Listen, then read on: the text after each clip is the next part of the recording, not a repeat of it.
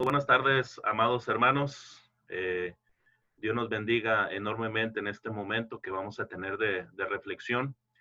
Y solamente comentar, ¿verdad? Antes de iniciar el tema que se tiene preparado para el día de hoy, mencionar que me siento muy contento, hermanos, de tener esta oportunidad de tener esta clase con todos ustedes.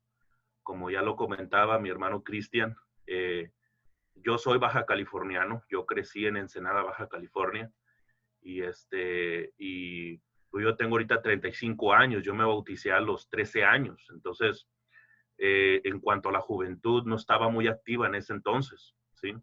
Una que otra reunión que se hacía en Ensenada, Baja California, ¿verdad? Pero gracias a Dios, ahorita los jóvenes están siendo están precisamente dándole prioridad a este tipo de cuestiones, aprovechando la cuestión tecnológica para estar de alguna u otra forma conectados y aprendiendo más de la palabra de Dios. Cada vez hay más grupos de jóvenes que están haciendo estas actividades y estoy muy contento por eso precisamente. Y como se comentaba, yo soy de Ensenada, Baja California. Viví 6 años en la ciudad de Tijuana. Ahí estudié la carrera de Derecho, ahí en la UABC. Y sin embargo, hermanos, cada fin de semana, pues yo me iba a Ensenada. Es importante que lo sepan, los que son de Baja California seguramente conocen que en Ensenada se encuentra la ciudad de los niños. Ahí es el lugar donde yo crecí en Ciudad de Niños.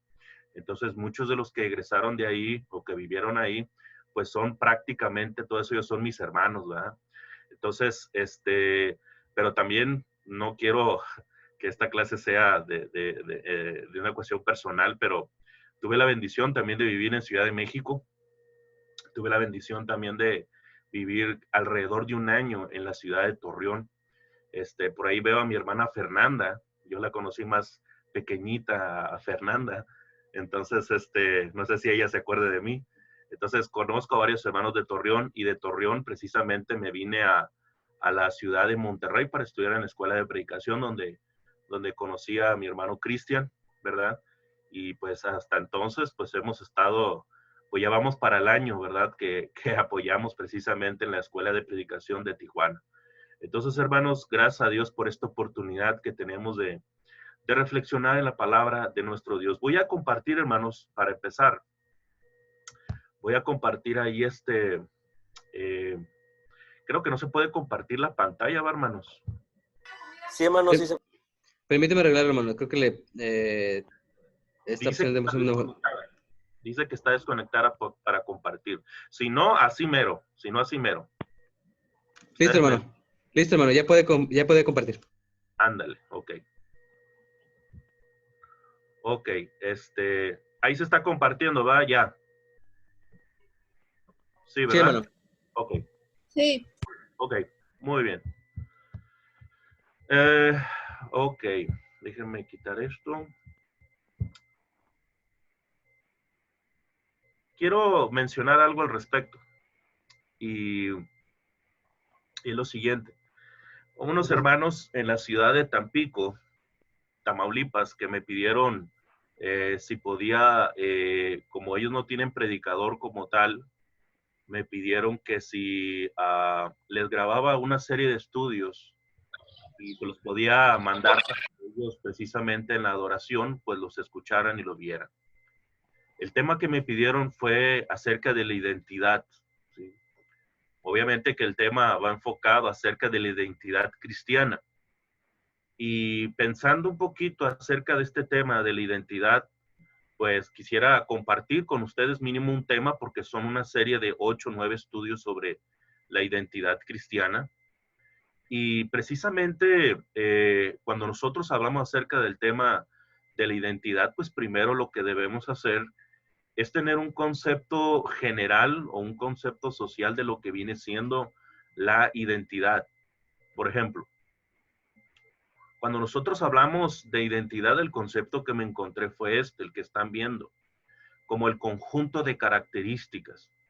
Y no solamente cuando hablamos de características, también estamos hablando de rasgos personales, ¿sí? Pero también son ese conjunto de características, datos, informaciones que son propias de una persona o de un grupo, que permiten diferenciarlos del resto. Esto es algo muy importante, hermanos, porque la identidad es lo que te va a hacer diferente a las otras personas. Esos rasgos, esas características propias e intrínsecas del ser humano. Por eso, cuando nosotros hablamos del tema de identidad, obviamente que lo vamos a enfocar en la perspectiva cristiana y de cómo un cristiano tiene que diferenciarse de un habitante del mundo. Por eso este tema nos va a ayudar a comprender un poquito acerca de nuestra identidad cristiana. Ahora, hay 4 elementos de la identidad. Todavía estamos viendo la identidad en general, ¿sí? Ahorita vamos a abocarnos al tema. Hay 4 elementos de la identidad. El primero de ellos es la identidad personal. Cuando precisamente, bueno, ahorita no traigo mi cartera, creo que se me olvidó en el carro, pero cuando hablamos, le quería enseñar mi identificación, cuando hablamos acerca de la identidad, pues por autonomacia, el documento de identidad personal, pues es nuestra credencial, nuestro INE, nuestra licencia de manejo, ¿verdad? En donde se encuentran precisamente mi nombre, mi fecha de nacimiento, la dirección, la estatura. Algunas veces viene el color de cabello, el color de los ojos, cuando se es más específico, pero todos esos rasgos personales vienen siendo parte de la identidad personal. Pero también hay otro elemento de la identidad y es la identidad social. Y esto también es algo muy importante porque cuando hablamos acerca de la identidad social, pues estamos hablando acerca de ya sea casado, soltero, mayor de edad, etcétera. Pero también se encuentra otro elemento de la identidad que es cultural. Cuando nosotros hablamos de lo cultural, obviamente que estamos hablando de aquellos elementos, en lo particular como mexicano, ¿cuáles son los elementos culturales que me hacen mexicano? Por ejemplo, eh, parte de la cultura mexicana tiene que ver que nos encantan los frijolitos, los nopalitos, la carne asada, cada lugar desde su perspectiva. En Ensenada, los fish tacos, y así podemos encontrar un montón de elementos gastronómicos que precisamente le dan a nuestro México esa identidad cultural. Entre otras cosas, hermanos, hay festividades, hay el tema del folclore, por así decirlo, el Día de los Muertos, que sabemos que nosotros no lo celebramos, pero parte de nuestro México, de la riqueza cultural, pues se encuentra el tema el Día de los Muertos, e inclusive hay un elemento pagano, por así decirlo, idolátrico de la cultura mexicana, que es la Virgen de Guadalupe. Entonces, hay muchos elementos que tienen que ver que son precisamente culturales y sobre todo la identidad nacional, sobre todo cuando juega la selección mexicana que nos sentimos bien mexicanos, ¿no? Cuando juega México o cuando son las Olimpiadas que estamos apoyando precisamente a nuestra nación en las diferentes actividades deportivas. Pero vamos sobre el tema, hermanos. Vamos analizando esta cuestión. Para poder entender un poquito, recuerden el elemento importante, que la identidad es ese conjunto o es ese grupo de características, ¿sí? De rasgos que particularmente nos hacen cristianos, ¿sí?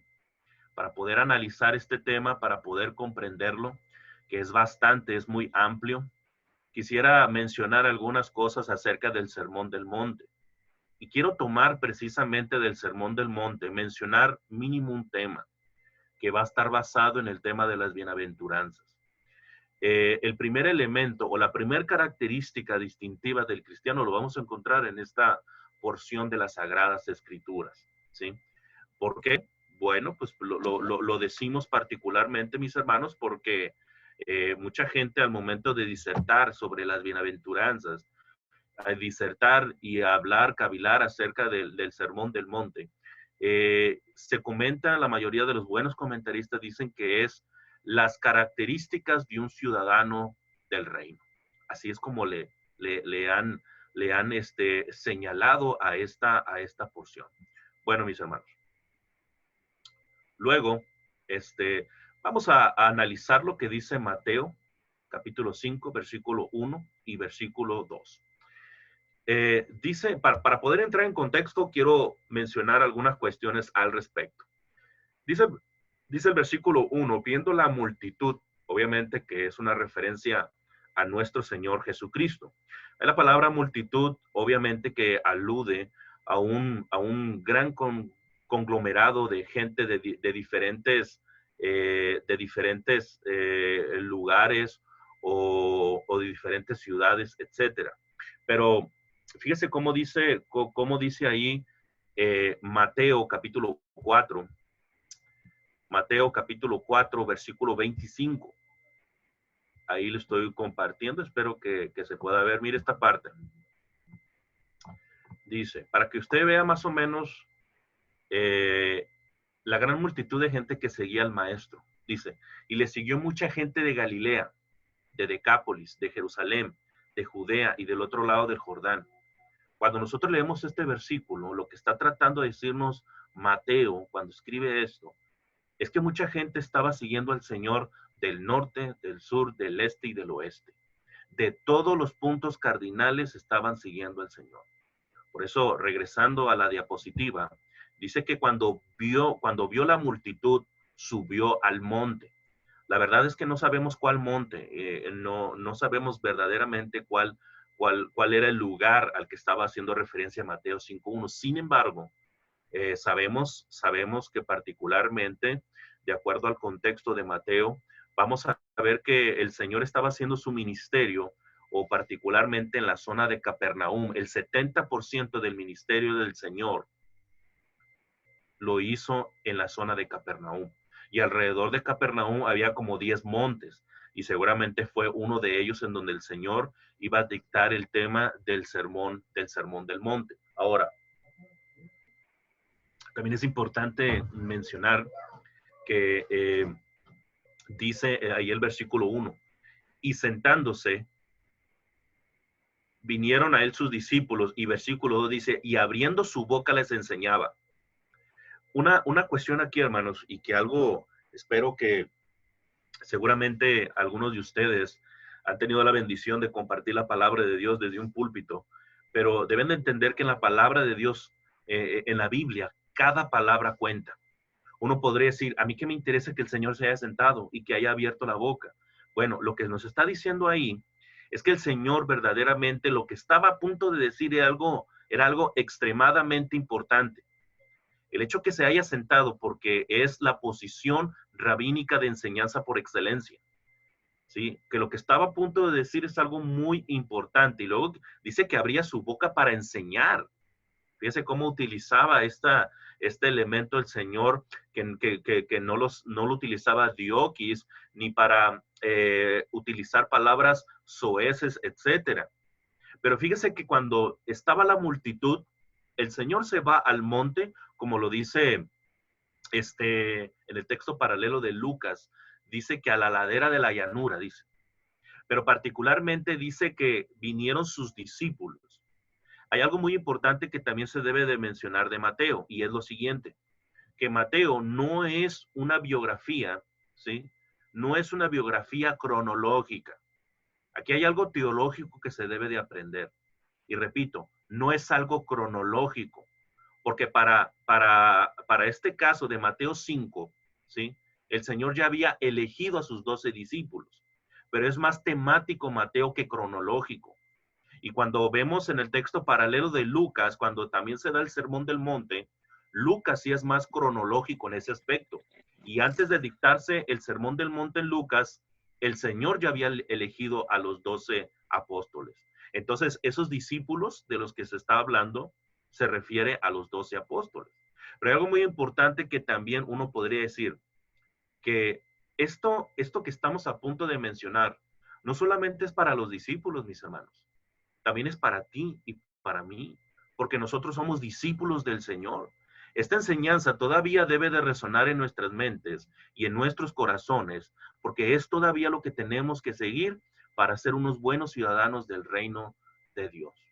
Bueno, y ahora el versículo 3 dice, bienaventurados los pobres en espíritu, porque de ellos es el reino de los cielos. Fíjense, hermanos, que es muy interesante y quisiera utilizar una figura en este momento, y la figura tiene que ver con lo siguiente. Esperemos que no sea así, ¿verdad? Pero imagínense, hermanos, que el día de mañana, esperemos Dios que no sea así, me levanto con un tremendo dolor de pecho y me dirijo al médico, voy al médico, me hace las revisiones pertinentes, luego me manda a hacer algunos estudios y esperando yo los resultados de ese estudio de mis pulmones, sale el médico y con una sonrisa en el rostro me dice: fíjese, señor Horacio, que le tengo una excelente noticia. Resulta que usted tiene coronavirus y solamente le quedan 15 días de vida. Pues obviamente lo que yo voy a sentir en ese momento es, pues, ¿qué le pasa, doctor? Pues si me está dando una mala noticia. ¿Por qué me está diciendo eso? Me voy a sentir perturbado por la noticia que me está dando. Cualquiera se sentiría así. Hermanos, eso fue exactamente lo que sintieron los judíos y los hombres religiosos de la época cuando el Señor dictó el Sermón del Monte. Porque cuando dice el versículo 3, bienaventurados las multitudes, las gentes esperaran que el Señor probablemente dijera, bienaventurados los hijos de Abraham, bienaventurados los judíos, bienaventurados los que cumplen la ley de Moisés, los que dan sus diezmos, bienaventurado, no sé. Pero el Señor empieza de manera distinta. Bienaventurados los pobres, bienaventurados los que lloran, bienaventurados los mansos, los de limpio corazón, bienaventurados los que tienen hambre y sed de justicia. ¿Quién va a ser bienaventurado en la pobreza? ¿Quién va a ser bienaventurado? El que tiene hambre y sed. Por eso, hermanos, aquí estamos viendo un contraste interesante. La palabra bienaventurado, como lo dicen otros comentaristas y otras versiones, es la palabra que se refiere a la felicidad, a una felicidad en grado supremo, un regocijo, una alegría, una dicha tremenda. Pero la pregunta que te quiero hacer es, ¿a quién le gusta ser un pobre? A nadie. Pero hay algo muy importante que debemos de extraer aquí, porque la clave para entender esto está: pobres en espíritu. Esa es la clave. Ahora, fíjese muy bien lo que vamos a decir. Aquí se nos está planteando, el Señor nos está planteando la clave de la felicidad. Todos queremos ser felices, eso es lo cierto. Pero según el Señor, son bienaventurados y son felices los pobres en espíritu. Y ese es un contraste, mis amados hermanos. Es un contraste a lo que el mundo te ofrece, a las directrices que te manda o te marca el mundo. El mundo dice que son felices los poderosos, los famosos, los guapos, los que tienen dinero, los que tienen un montón de cosas. Para el mundo, esos son los felices. Los agresivos, los violentos, los que arrebatan a los demás lo que tienen, a los que son independientes y autosuficientes. Pero por otro lado, el Señor dice, bienaventurados los pobres del espíritu.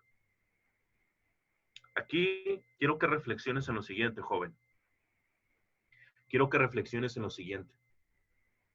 En esto que estamos leyendo, en esto que estamos analizando, alguien nos está mintiendo. Alguien nos está mintiendo. ¿Nos está mintiendo el mundo o nos está mintiendo el Señor? Recordando lo que dice Pablo. Sea Dios veraz y el hombre mentiroso. Entonces, hermano, si tú estás guiándote o prefieres seguir las directrices que marca el mundo, tenemos que seguir el consejo del apóstol Pablo: comamos y bebamos, que mañana moriremos. Pero por otro lado, si crees que Jesucristo tiene la verdad absoluta, hermanos, es momento para rendirnos a sus pies. Dice, bienaventurados los pobres en espíritu. Y esa es precisamente la primera. Quiero hacer una pregunta antes de de analizar esto. Repito, esta serie de estudios son una serie de estudios de 8 temas, ¿sí? Solamente hoy me voy a limitar a darles uno, pero quiero hacer una pregunta. ¿Cuáles son las marcas que identifican a un cristiano? Y aquí viene la primera. La pobreza en espíritu. Esa es la primer marca que distingue al cristiano. Repito, a nadie le gusta ser pobre, pero la clave para entender este tema es en espíritu. Por eso, mis amados hermanos, yo quiero, seguramente la mayoría de ustedes, no sé si algunos estudien, otros trabajen, pero no sé si usted se acuerde que en la primaria, secundaria, preparatoria, universidad, siempre hay una forma de evaluar a las personas. En los exámenes hay opciones múltiples. ¿Sí me explico? En este momento quiero hacer como si fuera una pregunta de opciones múltiples, en donde vamos a estar descartando las respuestas que no son. Por eso lo primero que quiero tratar con ustedes, ya de manera sucinta, es ir quitando lo que no significa la pobreza en espíritu, para poder luego llegar a un concepto positivo del mismo. Por eso hay algunas ideas equivocadas acerca de la pobreza en espíritu. Vamos sobre la primera. La pobreza en espíritu no significa pobreza económica. Eso es lo primero que quiero que entiendas. Es decir, mucha gente ha de creer que el reino de los cielos solamente es para la gente pobre económicamente, y eso no tiene nada que ver con lo que estamos viendo. O que seas rico y ya estés condenado al infierno. No. La pobreza en espíritu no tiene nada que ver con la cuestión económica.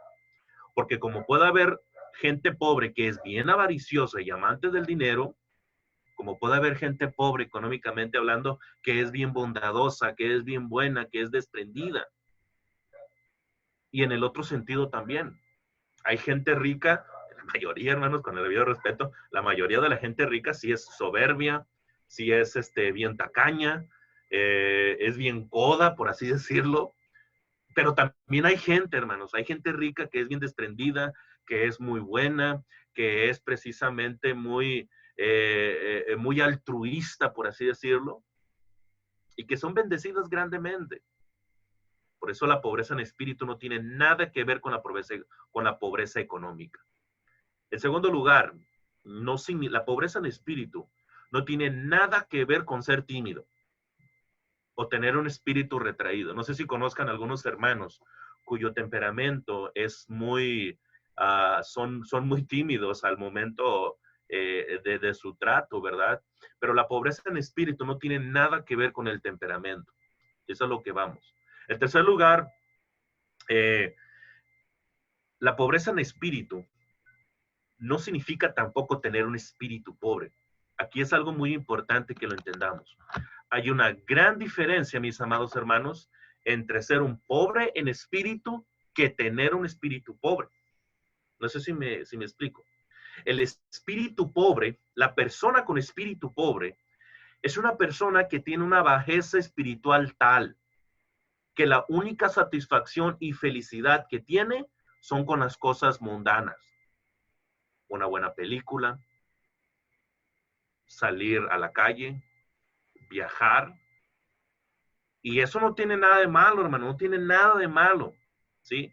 Pero cuando esas cosas es el centro de tu felicidad, bueno, Judas le llama de manera muy interesante. Mire cómo dice Judas, bueno, es el único capítulo que hay, pero en Judas,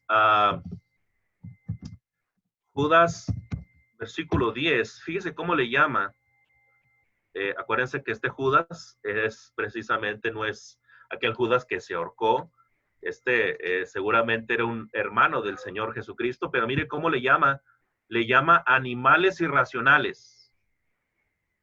Judas le llama animales irracionales, y mire cómo otra forma de llamarle en el versículo 16, les llama los que andan según sus propios deseos, andan de acuerdo a sus propias concupiscencias. Y mire cómo dice también el versículo 19, son los sensuales, los que no tienen el espíritu. Esos son las personas que tienen el espíritu pobre, porque el alma solamente puede ser satisfecha con la palabra de Dios y con el mensaje del evangelio, con la persona de nuestro Señor Jesucristo. El alma solamente se alimenta y encuentra su satisfacción en la palabra de Dios. Por eso, mi amado hermano, ¿por qué cree que de repente, o mejor dicho, por qué cree que sentimos una alegría el ir el domingo a alabar a nuestro Dios? O estar con nuestros hermanos cristianos teniendo una confraternidad, alabando a nuestro Dios, escuchar una buena predicación. ¿Sabe por qué sentimos ese gozo y esa alegría de estar aquí en este momento? Porque el alma se está alimentando, hermanos. El alma se está alimentando. Y eso nos causa alegría. Bueno, en contrasentido, el que tiene espíritu pobre solamente encuentra su satisfacción en las cosas materiales. Y esto es algo importante y digno de mencionar. Ahora, en cuarto lugar, no significa tener un lenguaje de humildad. Hay muchas personas que también se destacan por tener un léxico y una forma de hablar que cuando los escuchas dices, wow, qué humilde. Pero en realidad cuando escuchas, o mejor dicho, cuando ves su actuar, en realidad distan de ser humildes. Porque es importante mencionarlo también. Cuando se habla acerca de la pobreza en espíritu, obviamente que estamos hablando de la humildad, hermanos, de la humildad. Por eso hay un comentarista, no me acuerdo, creo que se llama Guspit, el cual dice, interpreta el versículo 3 del capítulo 5 de Mateo, dice, felices los que tienen actitudes humildes o un espíritu humilde. Entonces, esto nos hace reflexionar mucho, mucho sobre esto. Ahora, ya descartamos lo que pudiera significar la pobreza en espíritu. Ahora vamos a dar un significado positivo al respecto. Antes, quisiera mencionar lo siguiente. ¿Sí? Cuando nosotros, esta frase, los pobres en espíritu, bienaventurados los pobres en espíritu. Obviamente que esa palabra de pobres es la palabra griega, tojos. La palabra tojos se refiere particularmente a una carencia total, inclusive de lo más indispensable. Es decir, es como si le llamáramos a alguien mendigo, pordiosero, un vagabundo, alguien que no tiene absolutamente nada. De eso estamos hablando. Pero la clave está en espíritu. Esa frase es muy importante. Porque cuando se habla pobres en espíritu, está hablando de una actitud. Está hablando del yo interior, de una condición de la mente y del corazón. Esa es la marca del cristiano. La humildad, la sencillez y como lo vamos a ver posteriormente, la mansedumbre. Son cosas y elementos muy importantes. Ahora, los pobres en espíritu, hermanos, saben que están en bancarrota espiritual, que cuando están ante la presencia de Dios, son deudores delante de Él. Como la actitud que tuvo precisamente el apóstol Pedro cuando en la pesca milagrosa en Lucas 5, donde el Señor le dice, boga mar adentro, le dice. Y cuando ve esa pesca milagrosa, ¿qué es lo que hace Pedro? Se arrodilla y le dice al Señor, apártate de mí, Señor, porque soy hombre pecador.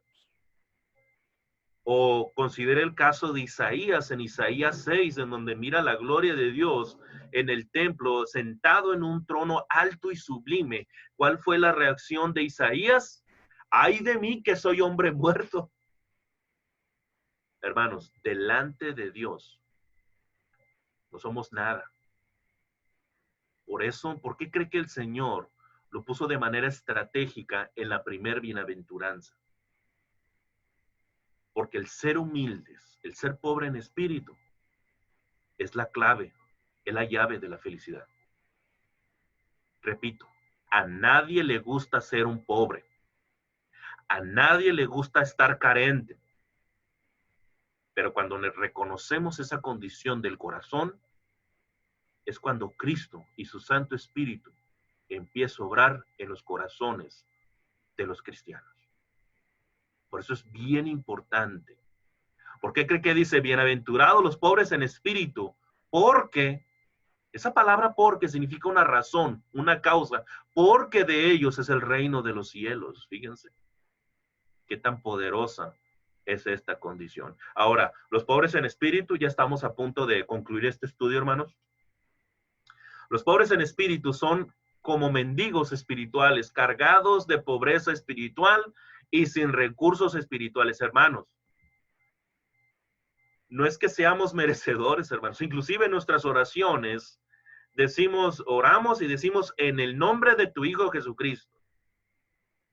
Porque Jesucristo es nuestro sumo sacerdote. Él intercede por nosotros. En más, hermanos, pensamos que nuestras oraciones no llegan al cielo por nuestros propios méritos, sino fue porque Cristo murió en la cruz y cuando murió el velo del templo se rompió de arriba hacia abajo, diciéndonos que el acceso al cielo estaba abierto.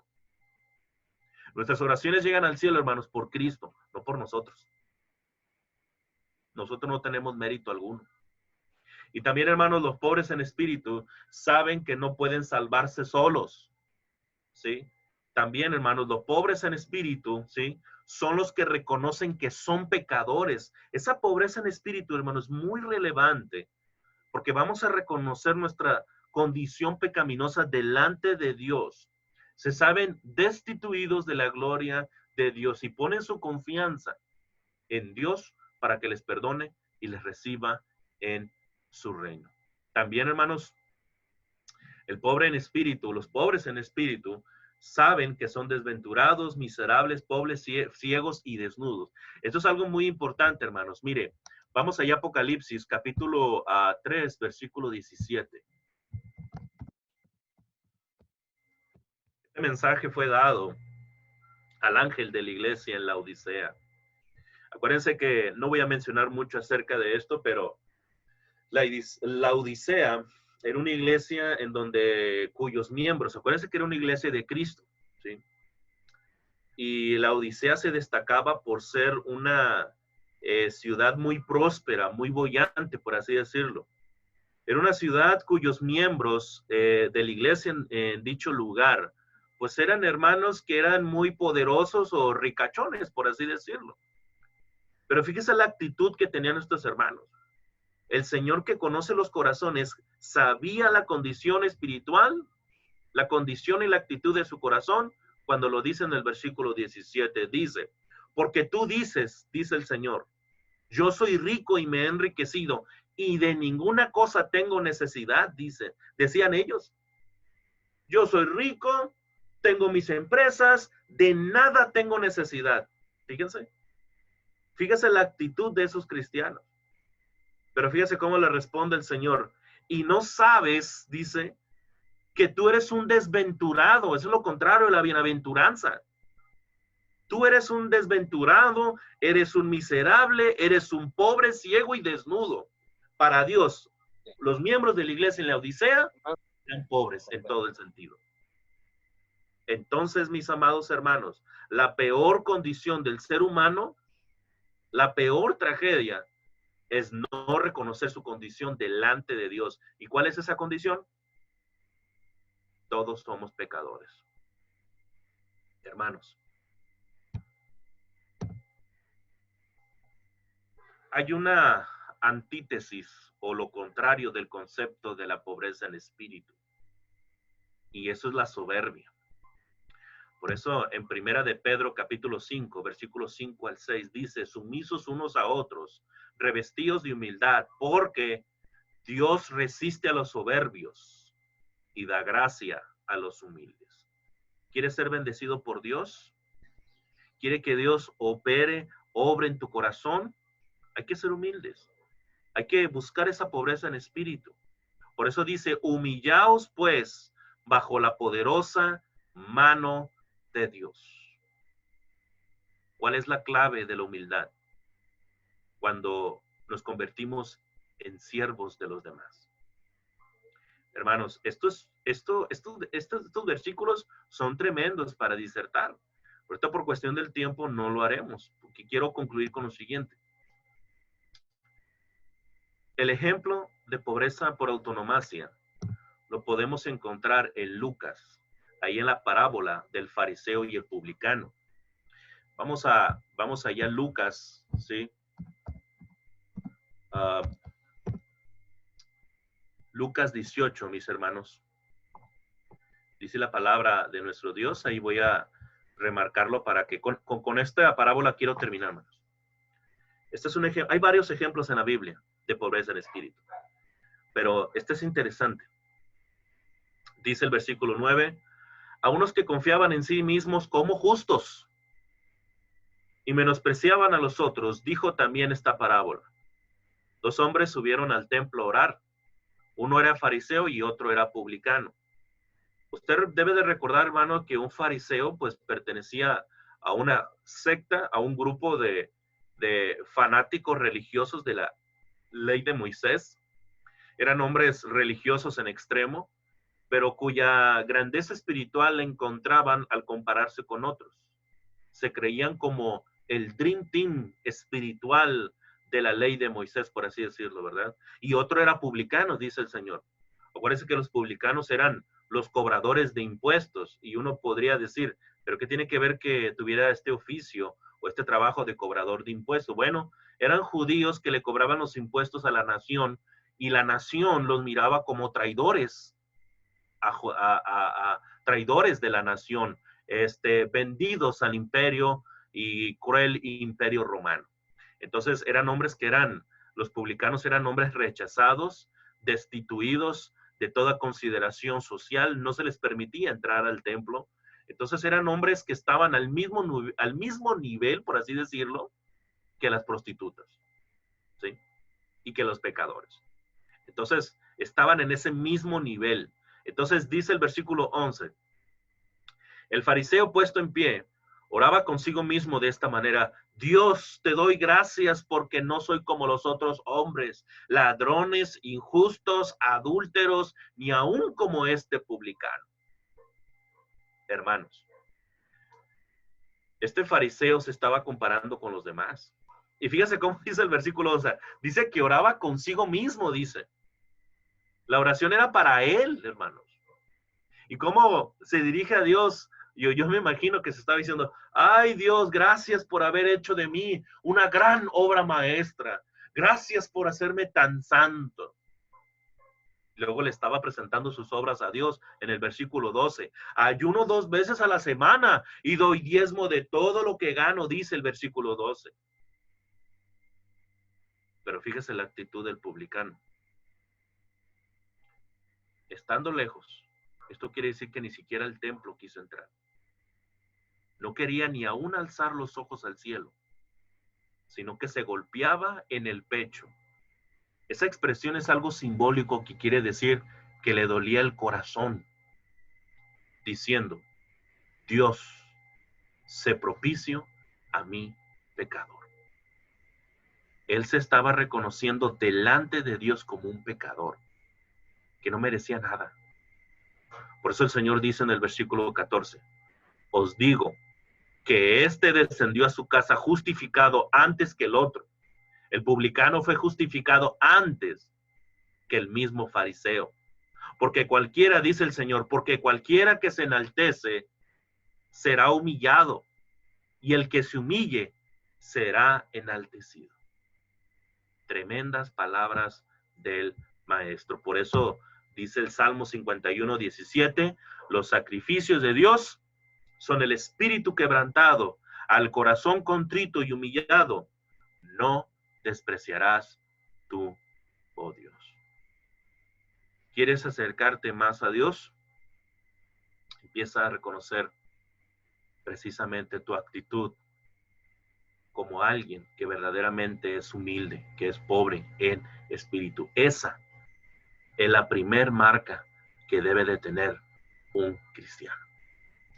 Bueno, mis amados hermanos, aquí concluimos este tema.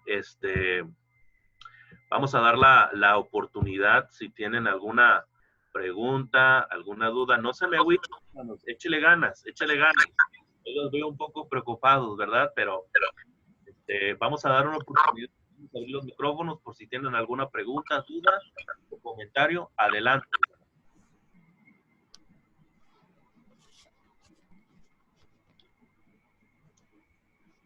Miren y ponen en el chat que sean más series.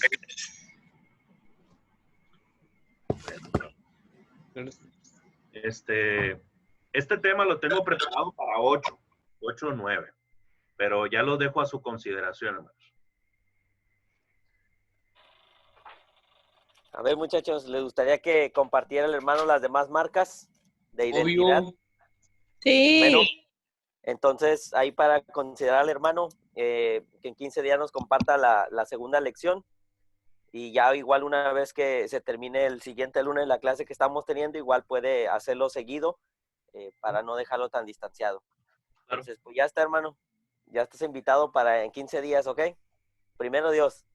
¿Te parece, hermano? Claro que sí. Bueno, listo. Bueno, ¿algún comentario, muchachos, que quieran hacer? ¿Alguna pregunta, duda? No sean tímidos, muchachos. Es que somos pobres en espíritu, hermano. Somos humildes. Excelente respuesta. Acuérdate que es una condición temperamental, brother. No, precisamente la mañana estaba realizando un estudio del Salmo 1. Precisamente empieza con una bienaventuranza. Y revisando la definición de bienaventuranza, llegaba a la conclusión de que un bienaventurado no es una persona que hace algo o siente algo, porque la bienaventuranza es un estado y es un resultado también. No es como, pues soy bienaventurado a las 10 de la mañana, pero a las 3 de la tarde ya no soy bienaventurado.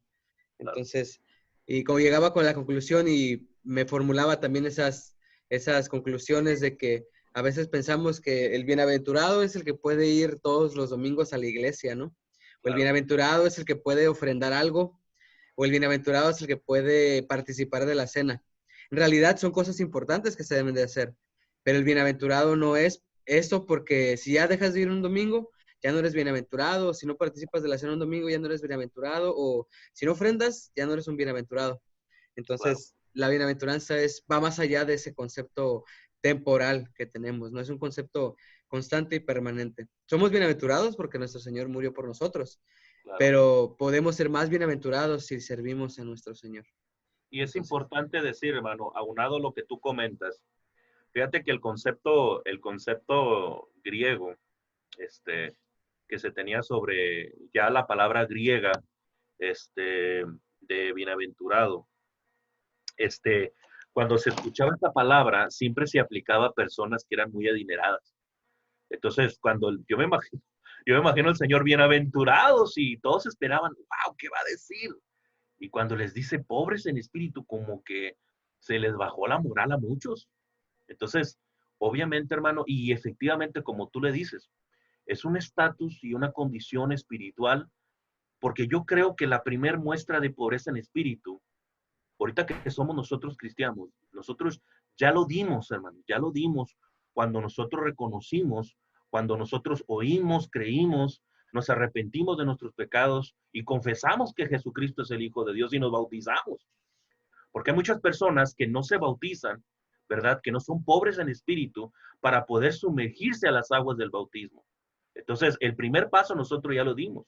Y ahorita que ahorita que lo estamos mencionando, deben de sentirse bienaventurados por ese gran paso que se acaba de dar en la fe. Pero efectivamente, como dices, hermano Alex, es un estatus del corazón, una condición espiritual precisamente que al momento de que nosotros reconocimos al Señor como sumo sacerdote, como rey y como profeta, porque les digo, a nosotros no nos gusta ver a Jesucristo como sumo sacerdote, de que alguien intercede por nosotros. Pero ¿qué te parece como rey? O sea, un rey subyuga a sus súbditos. Ahí ya a muchos cristianos no les gusta, porque muchos cristianos no se quieren someter a la voluntad de Dios, no se quieren someter a la voluntad del Señor. Y sobre todo el profeta, hay tres cosas del profeta. Los tres ministerios del profeta es enseñar, instruir y corregir es instructivo, correctivo y predictivo. Nos gusta pensar también, hermano, en la cuestión del futuro, pero Cristo como profeta nos enseña, nos instruye, y ahí es ahí cuando no nos gusta. Reconocemos como sumo sacerdote, pero también tenemos que reconocerlo como rey y como profeta en nuestro corazón. ¿Algún otro comentario, hermanos?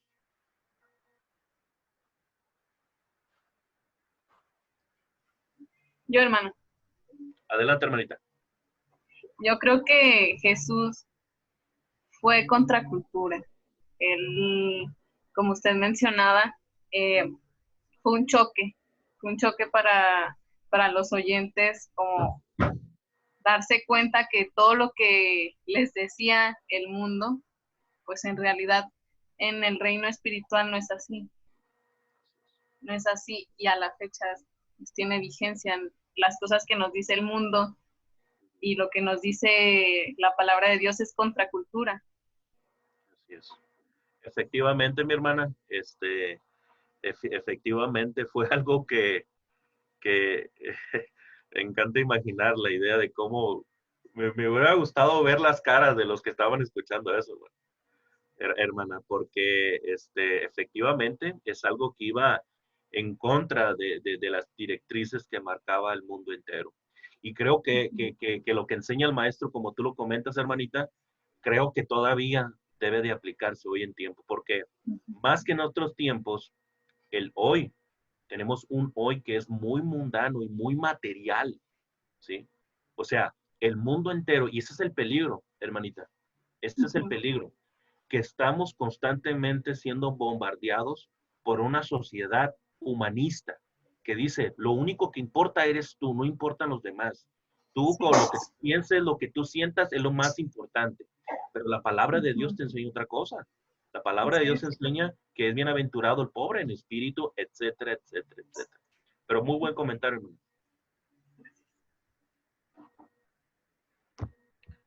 ¿Alguien más?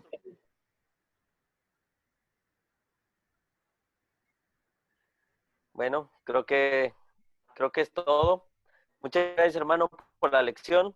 Ya estás invitado en 15 días para continuar con las lecciones. Y es un tema muy importante, ¿verdad? Se llama, o dice, que la riqueza de un hombre no consiste en la abundancia de los bienes que posee. Y nosotros exteriormente a lo mejor no podemos poseer riquezas, pero espiritualmente somos ricos, ¿verdad? Y es algo bien importante saber que en Cristo pues se tiene una riqueza espiritual enorme y hay que valorarla, ¿verdad? Entonces, muchas gracias, hermano.